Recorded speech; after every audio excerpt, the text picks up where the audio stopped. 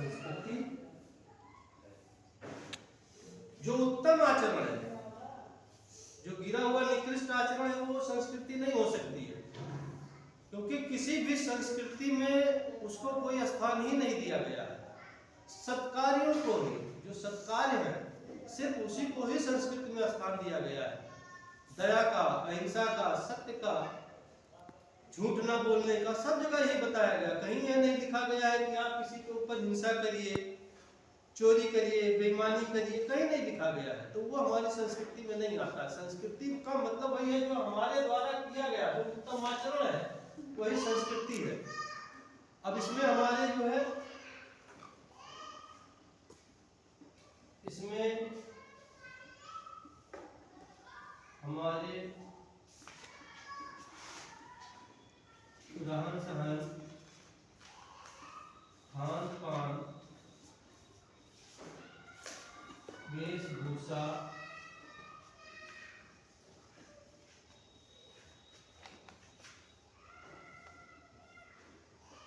आचार विचार,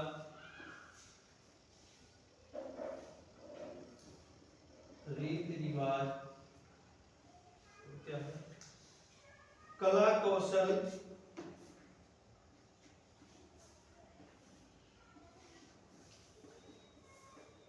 कला कौशल, संगीत नृत्य, संगीत नृत्य, भाषा साहित्य,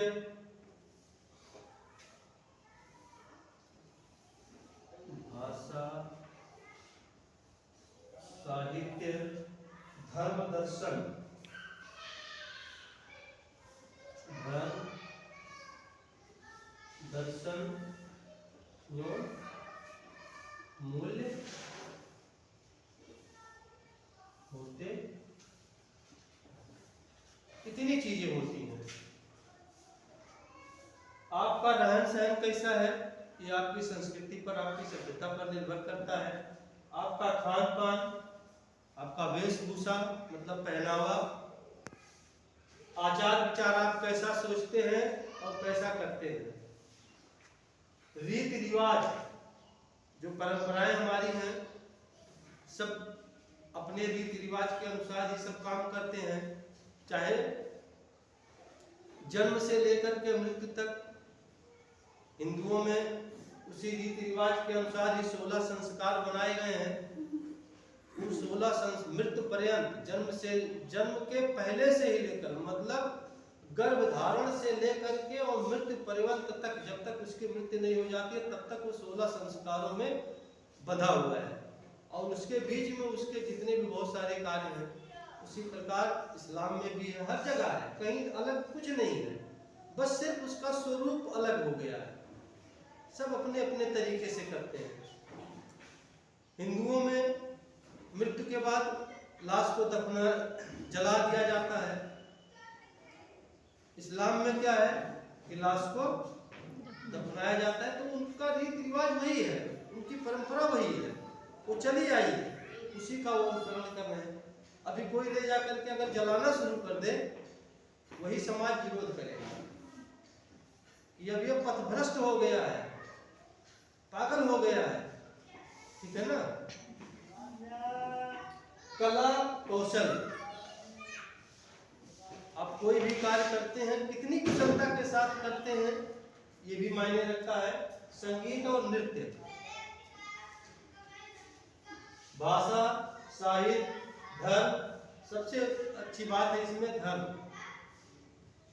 कभी भी किसी भी व्यक्ति को अपने धर्म से पथभ्रष्ट नहीं होना चाहिए। मैंने बताया कि धर्म का अपने अपने समय पे, अलग अलग जगह पे अलग अलग महत्व होता है।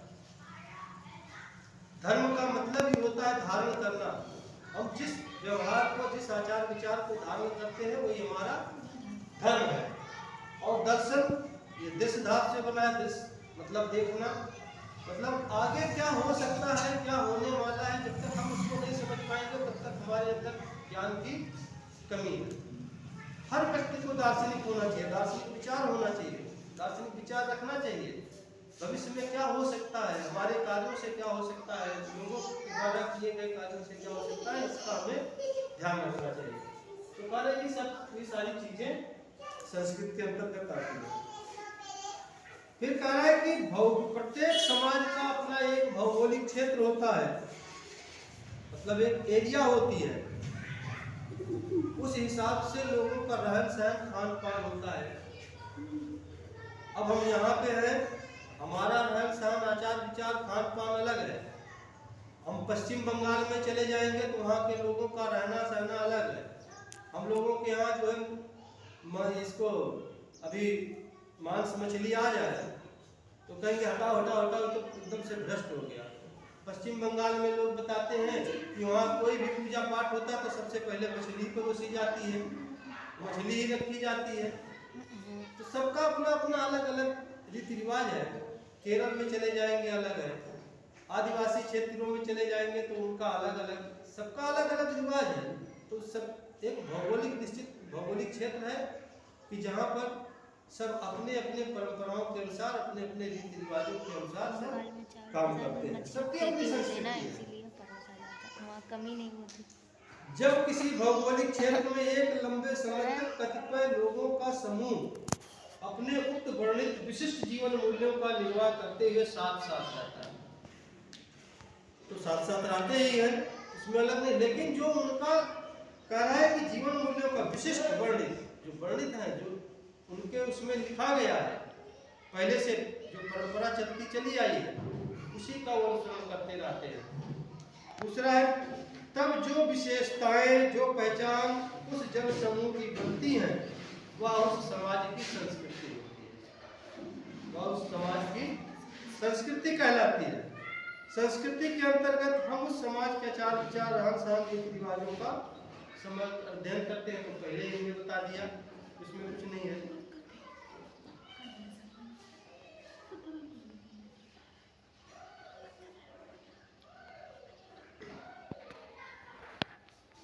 संस्कृत भाषा में उन्होंने लिखा है,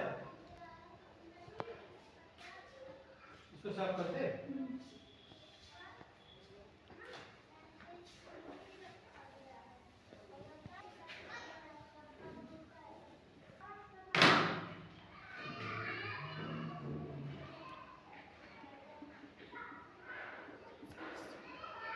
संस्कृत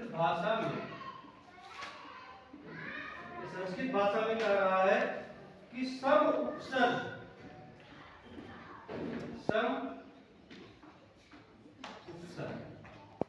उपसर्ग का मतलब एक ऐसा वर्ण जो हम किसी शब्द से पहले लगाते हैं और उसके अर्थ में परिवर्तन हो जाता है, ठीक है ना। किसी शब्द से पहले एक ऐसा वर्ण जो हम लगाते हैं और उसके शब्द के स्वरूप में परिवर्तन हो जाता है, उसका अर्थ भी परिवर्तित हो जाता है। उपसर्ग किसी भी वर्ण के शब्द से पहले ही लगा करके किया जाता है। तो सम का मतलब क्या हुआ? समान या बराबर। संस्कृत में दूसरा कह रहा है पूर्वक, उपसर्ग फिर पूर्वक,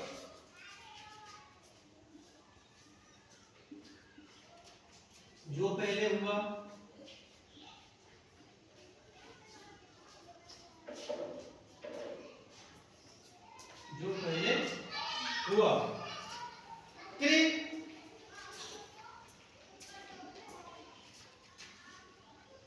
करना कि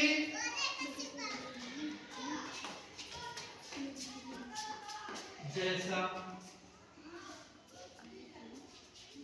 अब कह रहा है कि जैसा पहले हम लोग करते आए हैं एक समान, मतलब एक क्षेत्र विशेष में, एक भौगोलिक क्षेत्र विशेष में जैसा पहले करते आए हैं वही संस्कृति है। एक समूह द्वारा जैसा सब लोगों ने किया, ठीक है ना, किसी समूह को आप नाम ले सकते हैं। तो जो सब लोग एक साथ करते आए हैं वही संस्कृति होती है उनकी।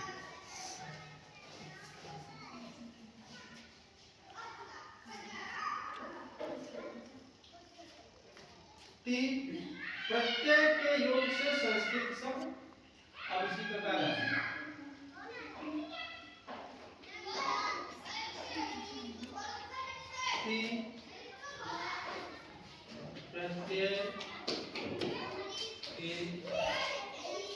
योग से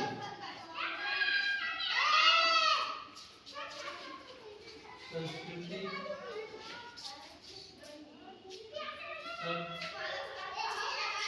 का जन्म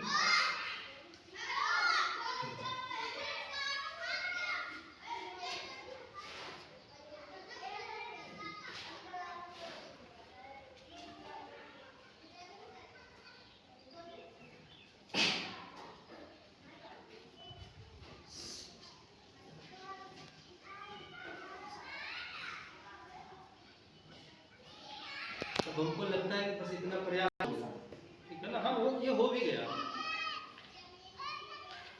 अब हम लोग शाम के टाइम में परंपरा, ठीक है ना, मीनिंग ऑफ ट्रेडिशन, परंपरा क्या है, सब एक दूसरे से मिलते हुए आ रहे हैं। एजुकेशन का मतलब ही वही है, शिक्षा का मतलब वही है कि हम एक दूसरे को जोड़ करके आगे बढ़ते चलें, कड़ी से कड़ी मिलाते हुए आगे बढ़े।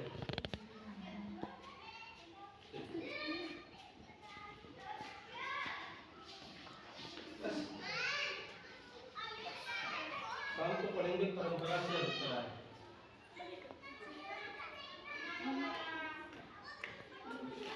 परंपरा से अभिप्राय। क्या ऐसे भी कह सकते हैं कि परंपरा क्या है? क्या है?